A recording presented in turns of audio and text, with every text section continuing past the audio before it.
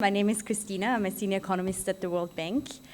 And I have the honor to take you a little bit through the program of the next 2 days in a bit more depth than Timina already did. So we've heard how important it will be for Pakistan to make a shift in its development trajectory. Nachi has referred to this.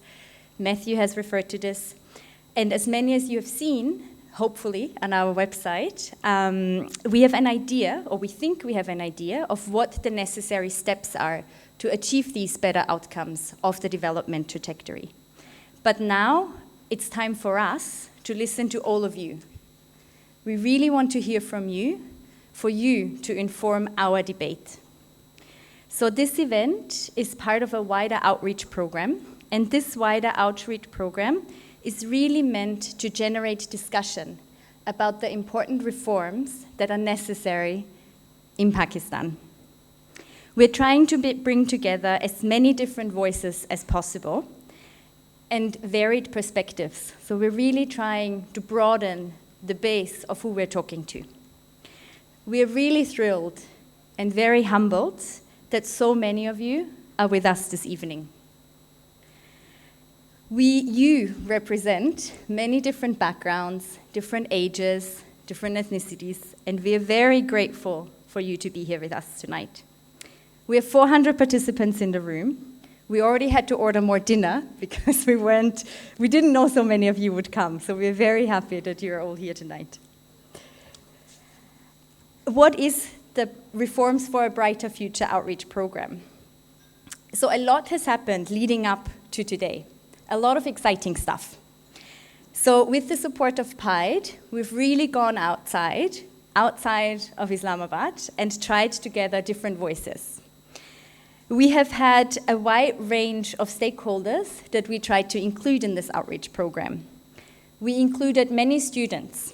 We went to over 21 universities across the country. Many of them are here tonight. I would actually like to take the opportunity for all the students who participated in the consultations or at the universities to stand up so we can see them.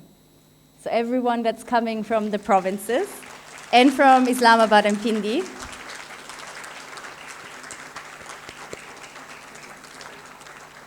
Thank you very much for being here with us tonight. We really hope for you to engage. We want to have the opportunity to hear from you. Engage with everyone that you see. We also reached out to businessmen, businesswomen, think tanks, and academia in the provinces. We had organized through PIDE roundtable discussions in each of the provinces to learn more about their thoughts about this reform agenda. Some of you are here tonight and have traveled a very long way. Thank you so much for joining us. In addition, we're really pleased to see so much enthusiasm, even online. We had over 1,000 people register for the online event. I'm not sure how many we end up having, but it's very exciting that even though not everyone can join here, there is engagement and enthusiasm about this outreach program from people beyond Islamabad. So I now want to talk about what we find is very exciting in terms of seeing the diversity in this room. We have diversity in terms of age, and if I'm not mistaken, among the youngest voices that we have here in the room is Hafsa, who is 20 years old. I'm very grateful. I don't know where Hafsa is, but we're very happy for you to be here. Among the oldest people, no, I'm just kidding.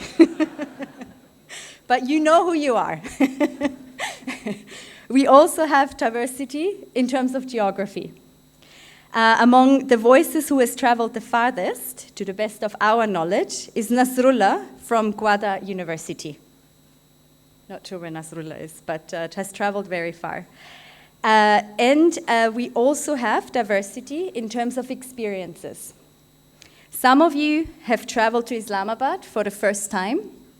Some of you are seasoned policymakers who have made whole careers here. And yet all of you are in the same room, hopefully having very engaging discussions. This diversity, with strong believers, can help us achieve our objectives.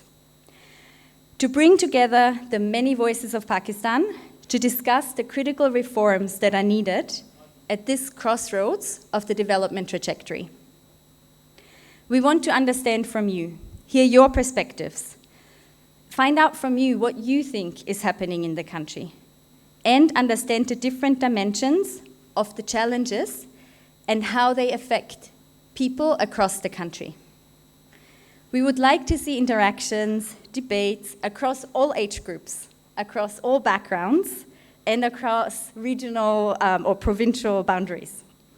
Not just in the room, but over dinner, in coffee breaks, online on Twitter, on Facebook, on Instagram, TikTok, in the newspaper, on TV, wherever you are. Start engaging with one another. Not just for tonight, but hopefully for many weeks and months to come.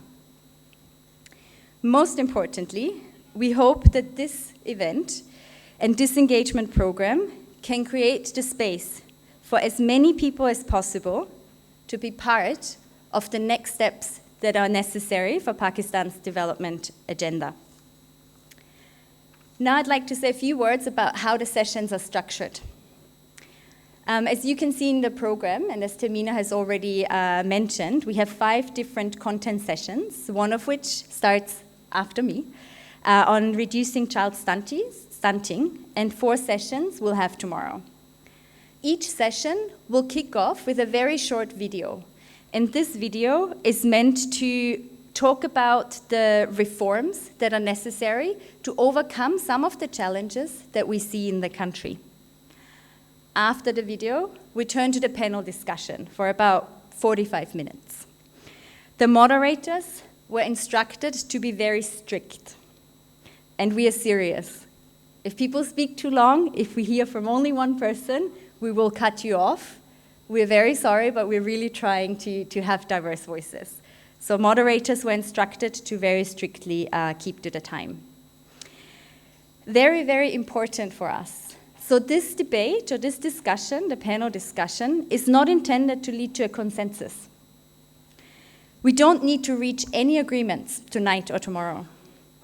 Instead, we actually want to hear disagreements. We want to hear you challenge each other respectfully and exchange ideas to ensure that we really hear all these diverse voices in the room. After the panel discussion, the discussion will turn to you, to all of you sitting in the room. You'll have the opportunity to ask questions, challenge what you heard, and inform the discussion. As I've mentioned, we have quite a lot of virtual participation, and we're very excited about this. So we have a number of you online who, unfortunately, in the room, we cannot see them, but we're still giving them an opportunity to interact with us. So everyone who's joining online, you will have the opportunity to send in your questions, and we will present them to the panel for you. Moreover, and this is really exciting, we will be giving participants the chance to, in the room, and also those online connecting, to respond to questions in real time, through a live poll. So this live poll is intended to give us a flavor of what we hear as we are speaking, And we don't yet know what these questions in the live poll will be. These questions will come up with as we are going through, the discussions. I'm hoping that technology is with us. If it is, I'm turning to the left there. We will have a QR code that will be showing on the screen for these live polls. What you will do is you will take out your smartphone and you will take a picture of this QR code that you see at the top left. All of you can already go ahead and try it. I like to see the phones come up. Now you're allowed. In case the QR codes don't work, you can join at slido.com and enter the hashtag number, and you will also get to the question. On the screen, on your mobile, you'll have these questions pop up. And as you can see, we get your thoughts live, So we will be putting these up during the panel discussions. We will give you in the room an opportunity to kind of reflect on some of the things we hear around the table. Again, we don't have preset questions yet. It will really depend on what we hear in the room. So please engage. If some of you have issues with this live polling, please turn to our Smart IT desk, Patrick, Usman, and our PIDE staff, or even better, turn to the young kids next to you. I'm sure they can help you. So please answer these questions as we are going along. As an economist, I very much understand the sensitivity around data privacy and data security. Rest assured that everything that you are inputting into the polls stays anonymous and cannot be traced back to you.